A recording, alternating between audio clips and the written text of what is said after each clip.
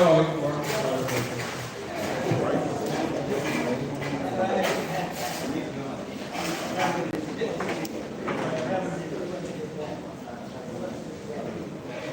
to you all. My name is and we're going to be discussing Web3 and blockchain technology. I think you must have discussed crypto and the likes yesterday with Sadiq and Habib. Yes? Yes. So what did you learn or what did you hear about that yesterday? Because that's going to be the basis of whatever we're discussing now. Can anybody please just give me a summary of what you learned about crypto yesterday?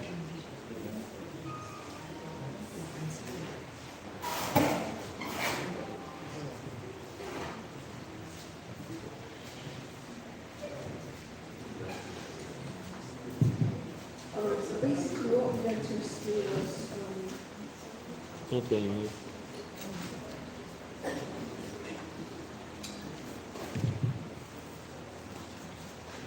so basically what we learned yesterday was we talked about various things actually yesterday. We talked about the halving, we talked about how to go for newbies, how to get into the crypto world. We talked about the long and shortening of transactions. We talked about graphics, the patience in which you actually take to study these graphs. And then we also talked about the fact that you need discipline, a lot of patience, and endurance. You're not just going to give up immediately if a particular trade is not working. We also talked about so basically we are answering some of our questions. This included whether you have to study the graphs 247, and he was like, no, that immediately you see it's going a particular way, you calm down, you don't watch it 247. We also asked him how do newbies get into this, and then he said there are particular apps that you use to learn. You can also learn from experienced people, and a lot of things. Yeah, a lot of things. This is just a basic summary. Okay, anybody else?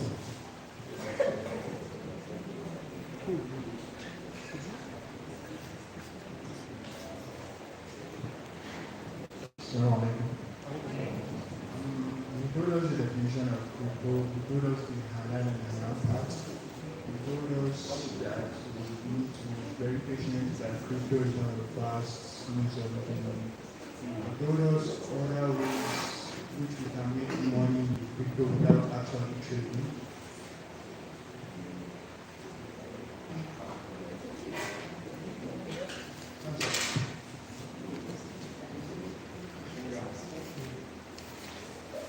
Did he speak about any popular tokens yesterday? Did he give you examples? Yes, Ethereum, Bitcoin, Yes. sorry? Yes, yes. Those are all popular examples. But what we're going to discuss today is really the technology behind cryptocurrency, how it works, and all of that. So, is anybody ahead of Web3? Yes. Any idea about it? Sorry? Talk. They are really decentralized, like transparency. Yes, yes. So Web3 is, we can say, the third generation of web technologies that is built around the core principles of cryptocurrencies, which is, as I said, transparency, decentralization. I can't remember the rest, but basically, it is taking all or most of the power to the users. So whatever you buy is yours, you are managing it. You don't depend on anybody to do transactions with it. And anybody can always go to the crypto network and check those transactions. The crypto network here would be the blockchain. So let us start one by one with these steps. The first thing we're going to discuss is the blockchain. And the formal definition of the blockchain is, I think it's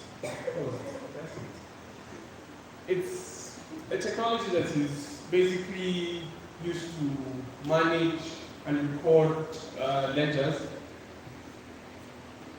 So all transactions that happen on the blockchain, on any crypto network, any token, is saved on the blockchain. And then the blockchain is distributed across what they call nodes, which are computers or systems that also store copies of every transaction on that network. So that is a very high-level explanation of what the blockchain is. I don't think we're going to go into very, very technical details because it's not really in the scope of what we're doing. The idea of this session is just to give you an understanding around what it is you are trading. So like now, say you buy Bitcoin. What does it mean? What does it actually mean? What are you actually doing? If you buy Bitcoin, the representation on the blockchain is that a transaction is written and saved on the blockchain, the Bitcoin network. So say for example now, this man buys 10 Bitcoin. On every node, remember I said nodes are computers on the network. On every node, it is recorded that he has bought 10 Bitcoin. So if a criminal comes now and wants to hack into our system and changes it on one computer that he didn't buy 10 but he bought 5, so that he can take the 5, because he can only have access to one computer, but there are thousands of other computers. If you change it on one place, the same thing is still reflected in other places. So unless you can change it across all the thousands of computers on the blockchain, you can't really steal anything. You understand? That is the transparency and, well, reliability of the blockchain network. Another thing is the fact that all transactions carried out on the blockchain are available for everybody. So say I build my system on a blockchain and I want to steal some money from it without letting my partners know. Then I withdraw like 500 of whatever token I'm using. I can't hide that transaction because the moment you do it, it is already on the blockchain. And anybody can just simply go on the internet and check for every transaction that has ever happened. I think if you have your phones now, there's something called a blockchain explorer. In the practical session, I'll ask Cedric to do like a testnet transaction, and anybody can just go on their devices, type in the wallet address, and then you see the amounts that he did and everything.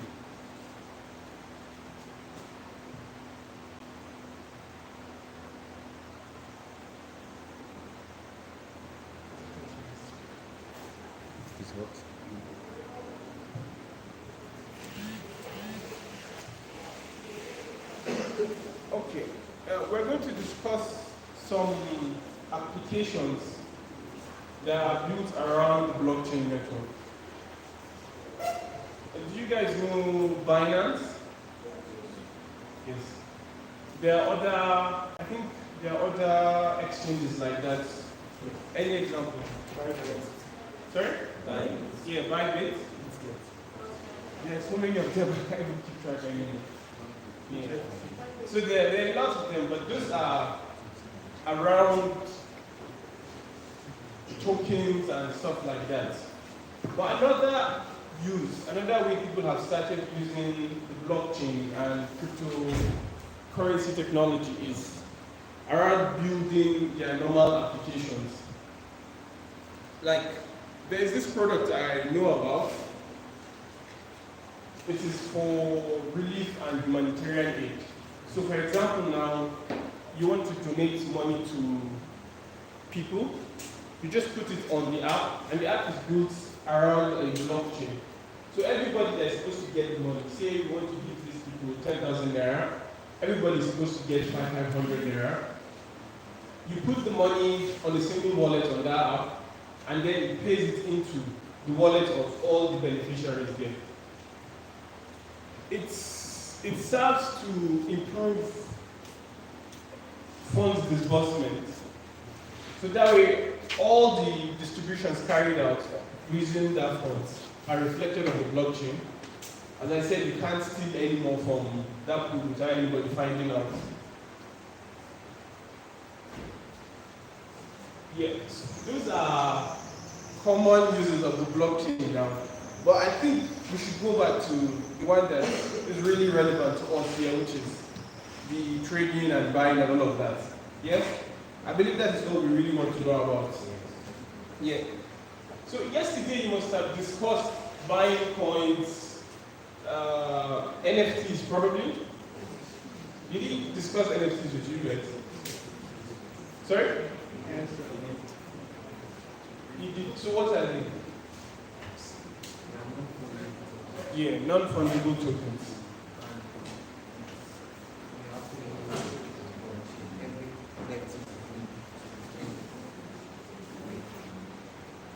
Okay.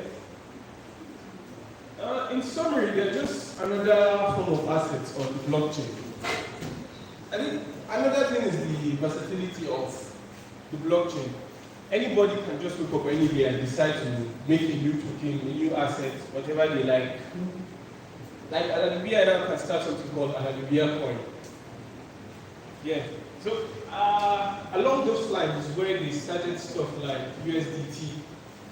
Does anybody here know all of those USD coins? Tether, USDC, stuff like that. So those are called stable coins. What they are used primarily for is to allow ease of transaction. Like say now, I want to spend dollars, but I don't want to go through all the hassle of putting it in my bank account, changing, doing this, withdrawing, all of that.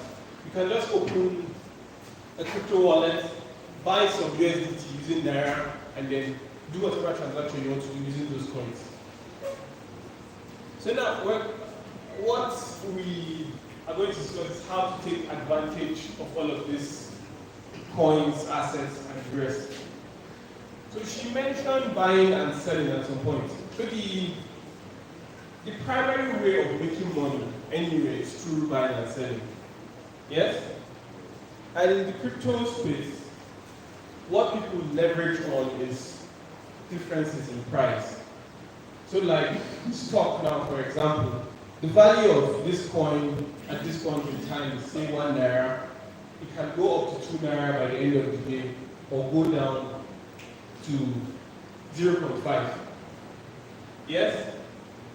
And if I want to take advantage of that, what am I supposed to do? Any idea? Yes? No, not, okay, yeah, talk.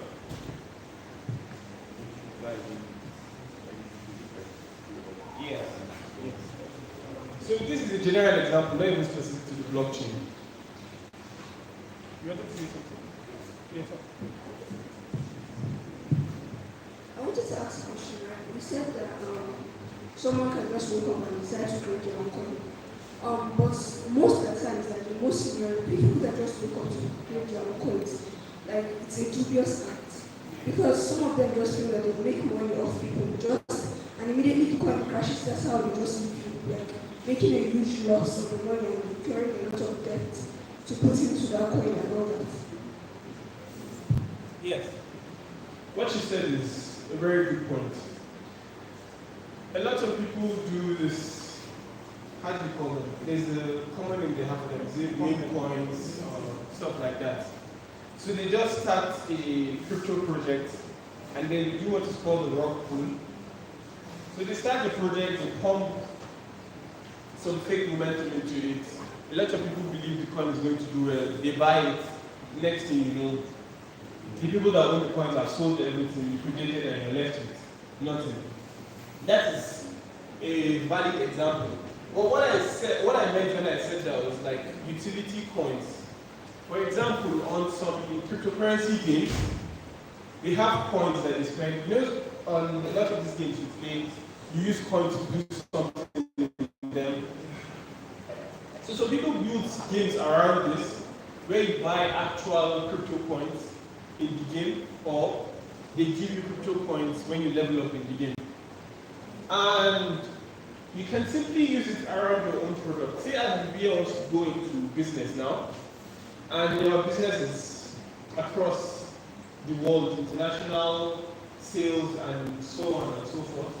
They can choose to create a coin that anybody can buy to whatever currency they want, and then they can transact within that AL-HABIBIYYAH space using that coin. You understand my point? So the cryptocurrency gives a lot of utility value that people are really exploiting nowadays. So now let's continue along the trading aspect. As I was saying before, you find an asset or a property that you know that tomorrow is going to be worth 50 million naira, but today it is worth just 1 million naira. As a business-minded person, what would you do? Sorry? You buy it, and then tomorrow when it becomes 50 million, you sell it. Am I right? So that idea is what is carried into the crypto space. So, for example, now we hear about a coin that has been released. The value is just 50 cents now, but you see and you hear online that a lot of people believe in this coin. They want to buy, they want to do this. The recommended move for you is to buy some of that coin. When you buy it, when they release it, if the value is much higher, you make money, you sell it. Or if you want, some people hold the coins as long as possible. But that is also a double-edged sword because sometimes it can go higher, sometimes it can what you said. And so, timing is very important in cryptocurrency, all of that. And I think you must have mentioned the different types of trading yesterday. Did he? He didn't? Yes, is it the Google and No. Like, so, okay. Do you guys know about forex trading here? Yeah. So there is something called CFD trading in a lot of these spaces. And CFD means contract for difference. Where when you buy something, you're not buying actual assets. You're just, well, predicting that the asset will go to this value, or when it gets to this value, someone will pay you the difference. But if it gets lower, you will pay the other person. I think that is where the halal and the haram aspect of it comes into play. Because Islamically, for something to be a valid transaction, you must have the property, market losses. So you still have what you're selling or what you're buying. It's just that the value fluctuates. So, I think, do you have the applications on your phone? You didn't download it yesterday? Does anybody have any crypto application here on your phone?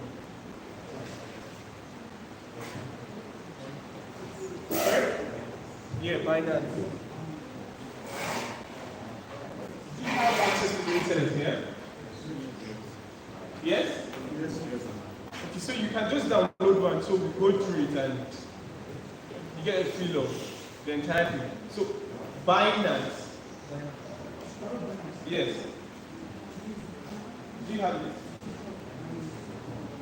Sorry?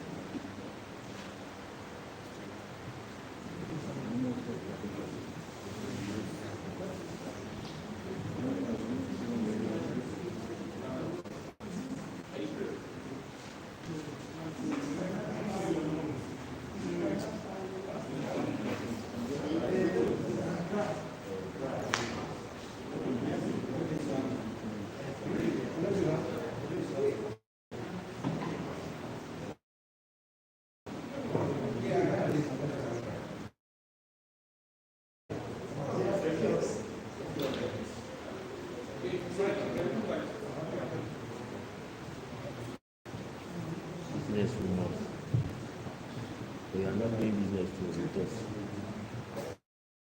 No advertising business to us. They are not selling anything.